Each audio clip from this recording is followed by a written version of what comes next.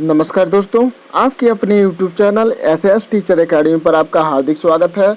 आज हम सब अध्ययन करेंगे नाथ साहित्य से महत्वपूर्ण तथ्य। तो आइए देखते हैं।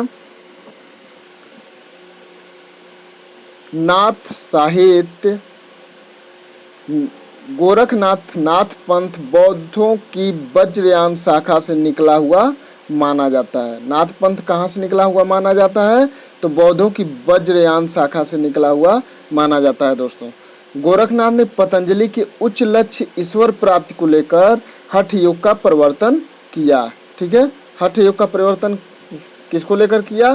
तो पतंजलि के उच्च लक्ष्य ईश्वर प्राप्ति को। दोस्तों, ठीक है, ईश्वर प्राप्ति को लेकर किया।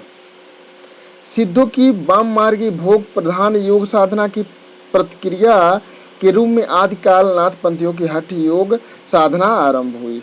आचार्य हजारी प्रसाद द्विवेदी के अनुसार, जिसे जो कथन पूछता है दोस्तों कि यह किसके द्वारा कहा गया है, तो आचार्य हजारी प्रसाद द्विवेदी के अनुसार नाथ पंथ या नाथ संप्रदाय के सिद्ध मार्ग, योग संप्रदाय, अवधूत मत एवं अवधूत संप्रदाय के नाम से भी जाना जाता है। इतने नामों से जाना जाता है दोस्तों। ठीक है, हठ योगियों के सिद्ध सिद्धांत पद्धति ग्रंथ के अनुसार ह का अर्थ है सूर्य। ठीक है, ह का क्या अर्थ है? सूर्य। और ठ, हठ जो होता है, हठ का ठ का अर्थ है चंद्र।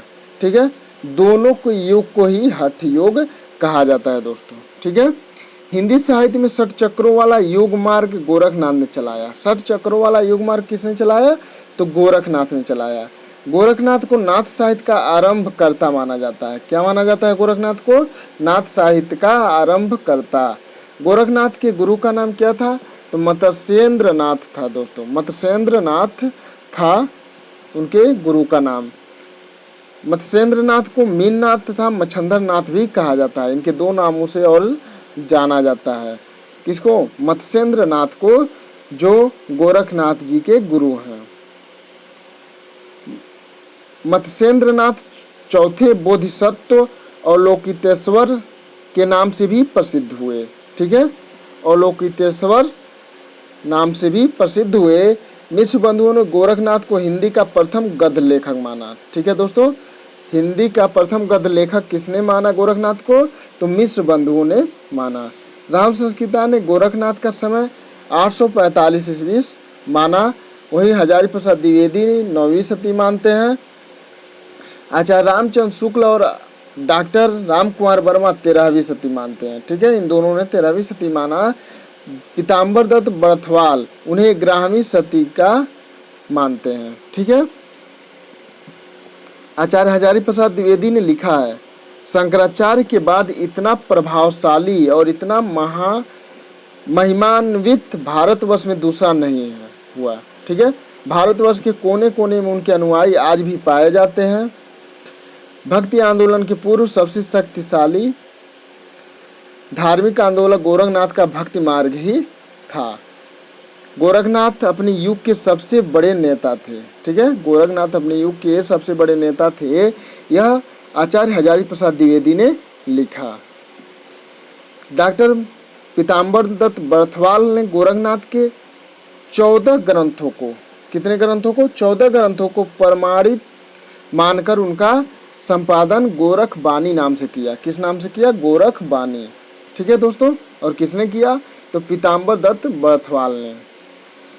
गोरखनाथ में संकलित गोरखनाथ के प्रमाणिक ग्रंथ जो हैं वह निम्नलिखित हैं दोस्तों, जिसमें शब्द, पद, शिष्य दर्शन, प्राण संकली, नरवय बोध, आत्मबोध, अभय मात्रा योग और 15 तिथि, सप्तवार, मच्छिंद्र, गोरखबोध, रोमावली, ज्ञान तिलक, ज्ञान चौतीसा, पंचमात्रा। दोस्तों, यह 14 ग्रंथों को उन्होंने प्रमाणिक मानकर इसका संपादन किया।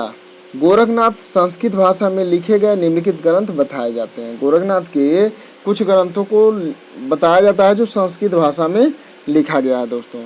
ठीक है, सिद्ध सिद्धांत पद्धति, को बताया जाता है, विवेक मार्तंड को बताया जाता है, शक्ति संगम तंत्र को बताया जाता है, निरंजन पुराण को बताया जाता है, बैराट पुराण, गोरक्ष शतक, योग सिद्धांत पद्धति, योग चिंतामणि। ठीक है, यह गोरखनाथ जी के ग्रंथ बताए जाते हैं। 10वीं शताब्दी के प्रसिद्ध कश्मीरी आचार्य 10वीं शताब्दी के प्रसिद्ध कश्मीरी आचार्य अभिनव गुप्त ने तंत्रालोक में मच्छेंद्र विभु या मत्स्येंद्र नाथ की वंदना की है। ठीक है, मच्छेंद्र नाथ विभु या मत्स्येंद्र नाथ की वंदना की है। किसने? अभिनव गुप्त ने। किसमें किया है? तंत्रालोक में दोस्तों। तंत्रालोक के रचनाकार कौन है? अभिनव गुप्त हैं। नाथों की संख्या 9 मानी है। इन्होंने भी नाथों की संख्या कितनी मानी है? 9 मानी है। और गोरख सिद्धांत संग्रह में 9 प्रवर्तकों के निम्नलिखित नाम गिनाए गए हैं। ठीक है, गोरख सिद्धांत संग्रह में, जिसमें नागार्जुन, जड़भरत, हरिश्चंद्र, सत्यनाथ, भीमनाथ, गोरक्षनाथ, चरपट, जलंधर और मलयार्जुन हैं दोस्तों। ठीक है, मलयार्जुन हैं, इसे आप लोग याद कर लीजिएगा, वेरी वेरी इंपॉर्टेंट है। डॉक्टर राम कुमार ने 9 नाथों का निम्नलिखित नाम बताया। कितने नाथों का? 9 नाथों को। जो नाथों की संख्या थी कितनी थी? 9 थी। और उसे बताया आदिनाथ। ठीक है, मच्छेंद्रनाथ, गोरखनाथ, ग्राहिड़ीनाथ, चरपटनाथ, चौरंगीनाथ, ज्वालेंद्रनाथ, भर्तृनाथ, गोपीचंद नाथ। ठीक है, इन्हें राहुल कुमार वर्मा ने बताया, राम कुमार वर्मा ने बताया 9 सिद्धों का नाम। आदिनाथ को प्रवर्ती संतों ने शिव माना। आदिनाथ को प्रवर्ती सिद्धों ने शिव का अवतार माना। चरपटनाथ का पूर्व नाम चरकानंद था। चरपटनाथ का पूरा नाम क्या था? चरकानंद था। चौरंगीनाथ गोरखनाथ के शिष्य थे। चौरंगीनाथ क्या थे? गोरखनाथ के शिष्य थे। ये पूरन भगत नाम से प्रसिद्ध हुए। बाद में यह किस नाम से प्रसिद्ध हुए? पूरन भगत नाम से प्रसिद्ध हुए दोस्तों। कौन हुआ? चौरंगीनाथ। चौरंगीनाथ किसके शिष्य थे? तो यह गोरखनाथ के शिष्य थे। नाथ संप्रदाय में जलंधर को बालनाथ कहा जाता है। किसके बालनाथ कहा जाता है? जलंधर को दोस्तों। जलंधर को बालनाथ कहा जाता है। नागार्जुन, गोरखनाथ, चरपट तथा जलंधर का नाम नाथ और सिद्धो दोनों में आता है। ठीक है, किसका किसका आता है? नागार्जुन का, गोरखनाथ का, चरपट का और जलंधर का दोस्तों। ठीक है, यह सिद्धों और नाथों दोनों में गिने जाते हैं। नाथों में रसायनी नागार्जुन को माना जाता है। रसायनी किसे माना जाता है? नागार्जुन को माना जाता है। नाथ पंथ के जोगियों को कनफटा भी कहा जाता है। जोगियों को क्या कहा जाता है दोस्तों? कनफटा कहा जाता है। और वह क्या धारण करते हैं? कानों में कुंडल धारण करते हैं। नाथपंथियों की भाषा सदुक्कड़ी भाषा थी। नाथपंथियों की भाषा क्या थी? सदुक्कड़ी भाषा थी, जिसका ढांचा कुछ खड़ी बोली लिए हुए राजस्थानी थी। ठीक है, गोरखनाथ ने अपनी रचनाओं में गुरु महिमा, इंद्रिय निग्रह, प्राण साधना, वैराग्य, मनः साधना, कुंडल, जागरण, शून्य समाधि आदि का वर्णन किया दोस्तों। किसने किया? तो गोरखनाथ ने किया। मच्छेंद्रनाथ का वास्तविक नाम क्या था? तो विष्णु शर्मा था दोस्तों। मच्छेंद्रनाथ का वास्तविक नाम क्या था? विष्णु शर्मा था। ठीक है, इनकी लिखित संस्कृत रचना किसका? मच्छेंद्रनाथ का। मत्स्येंद्रनाथ का काल ज्ञान निर्णय, यह मत्स्येंद्रनाथ का रचना है, जिसका संपादन प्रबोध चंद बागची ने किया। किसने किया? प्रबोध चंद बागची ने काल ज्ञान निर्णय का संपादन किया, जो विष्णु शर्मा या मत्स्येंद्रनाथ जी का रचना है। और यह किस भाषा में रचित है? तो संस्कृत भाषा में रचित है दोस्तों। आपको वीडियो अच्छा लगता है तो लाइक कीजिए, अपने दोस्तों के साथ शेयर कीजिए। यदि चैनल पर नए हैं तो चैनल को सब्सक्राइब अवश्य कीजिए, जिससे आपको अगले वीडियो का नोटिफिकेशन आपको मिल सके। ठीक है दोस्तों, जय हिंद, जय भारत।